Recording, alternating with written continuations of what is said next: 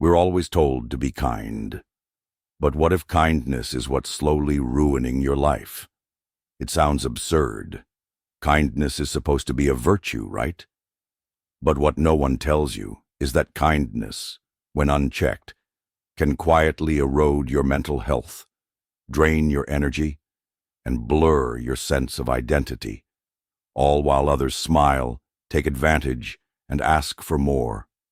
You say yes to be nice, but inside you're exhausted, frustrated, and starting to feel invisible.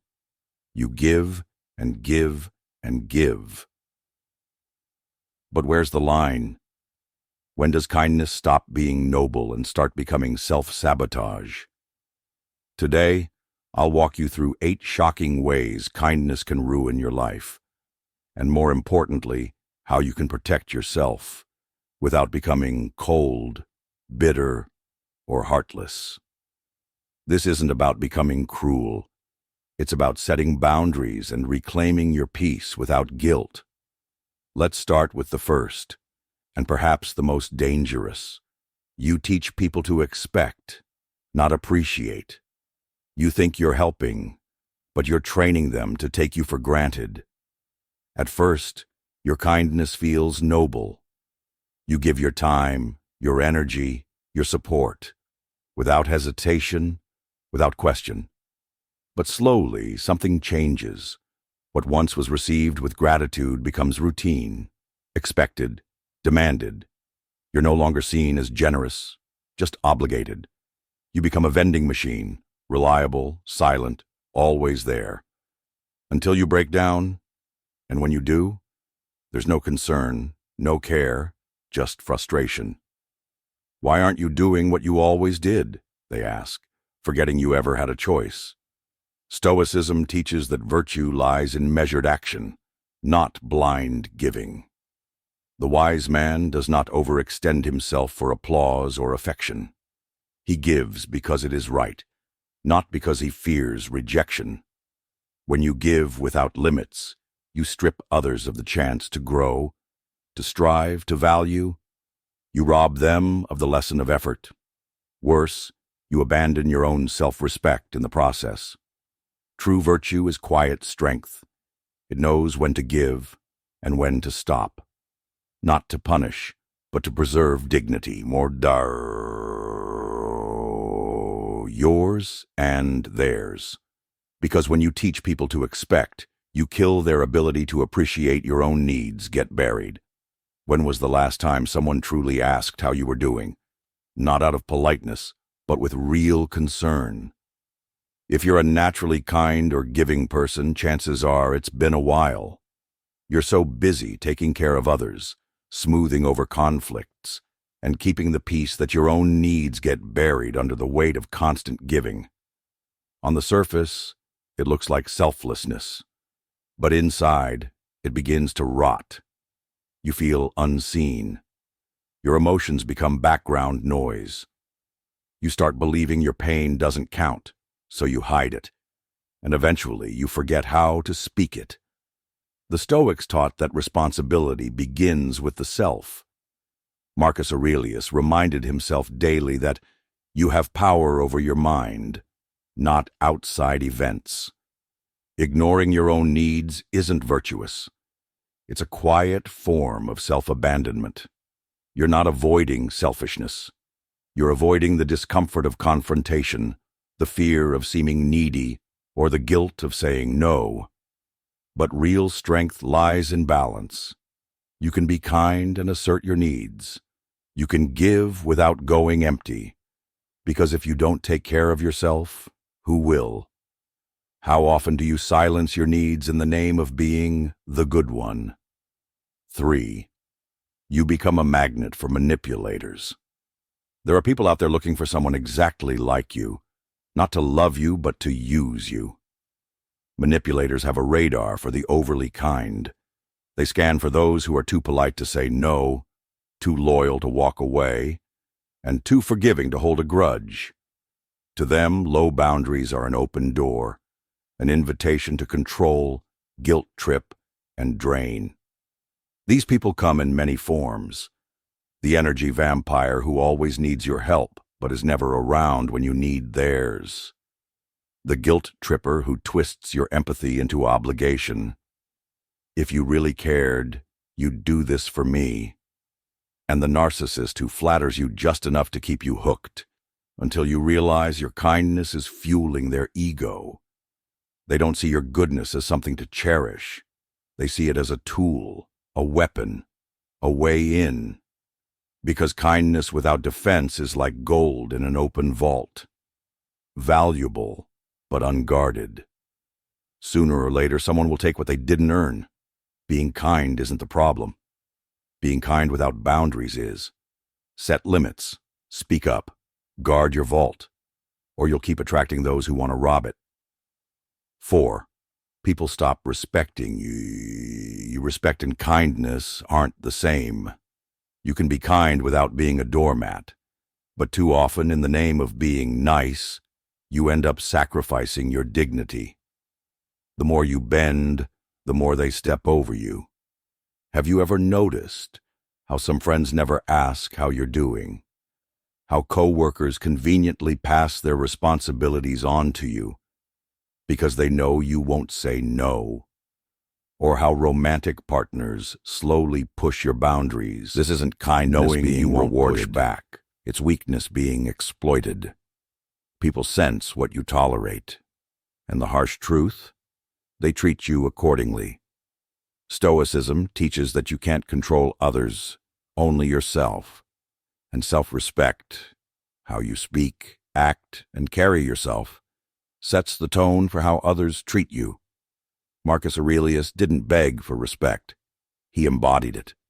If you don't value your time, your voice, your space, no one else will. Respect starts within. Speak less. Set boundaries. Let your presence command attention, not your approval seeking. 5. You lose sight of who you are. You wake up one day and realize you don't know what you want anymore.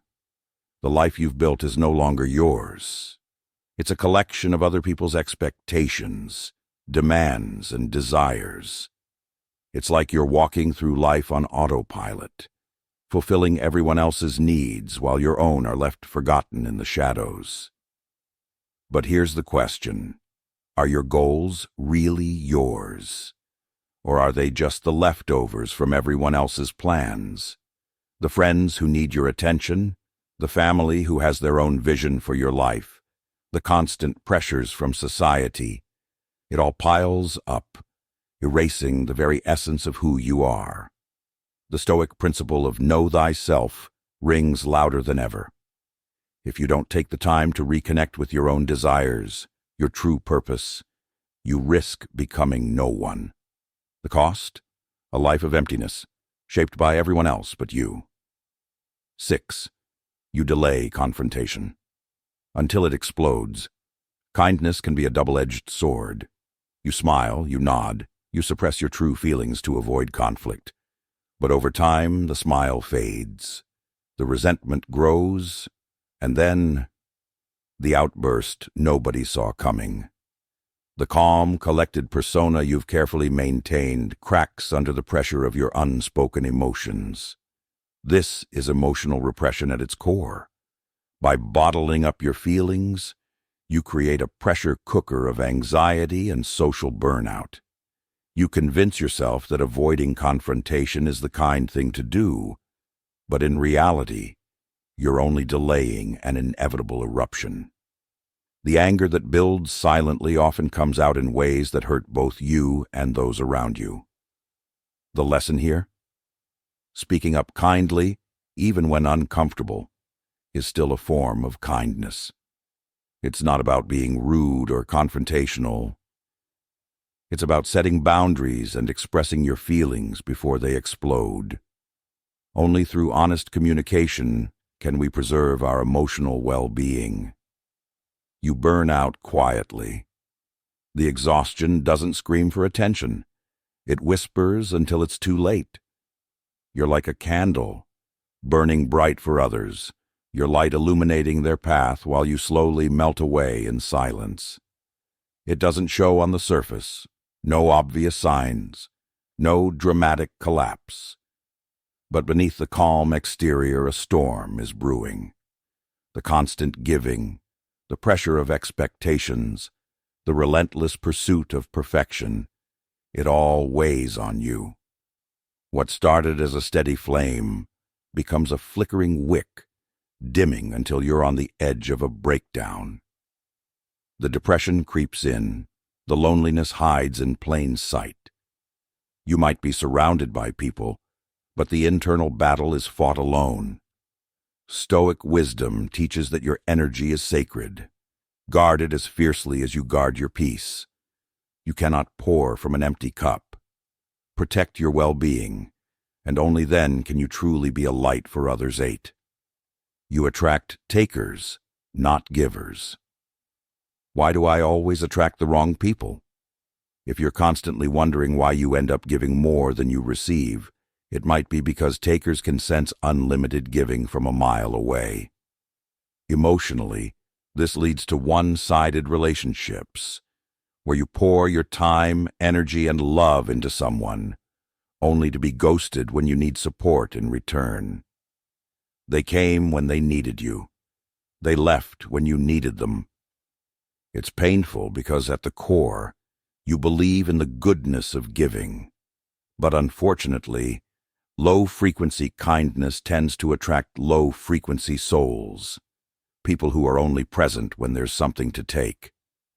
It's a cycle, and unless you raise your standards, you'll keep drawing the same energy. The lesson? Shift your focus from giving endlessly to cultivating self-respect and setting boundaries. When you change the energy you put out, you'll find the right people will begin to show up. Kindness is a beautiful trait, but when it's left unchecked, it can silently work against you. The truth is, being overly kind may lead to others taking advantage, leaving you drained and overwhelmed. But don't worry. You don't need to turn cold to protect yourself. Instead, embrace these 4 protective strategies. Say no without guilt. To show up, protect your peace by learning that no is a complete sentence, but when it's left unchecked, it can silently work against you. The truth is, being overly kind may lead to others taking advantage, leaving you drained and overwhelmed. But don't worry. You don't need to turn cold to protect yourself. Instead, embrace these 4 protective strategies. Say no without guilt. Protect your peace by learning that no is a complete sentence. Pause before giving. Ask yourself why you're giving, and if it's out of genuine love or obligation. Practice kindness to yourself first. Prioritize your own well-being to truly help others. Keep your circle small and sacred. Surround yourself with people who uplift, not drain. Final Stoic thought. Be kind, but with a sword behind your smile. Protect your heart while remaining compassionate.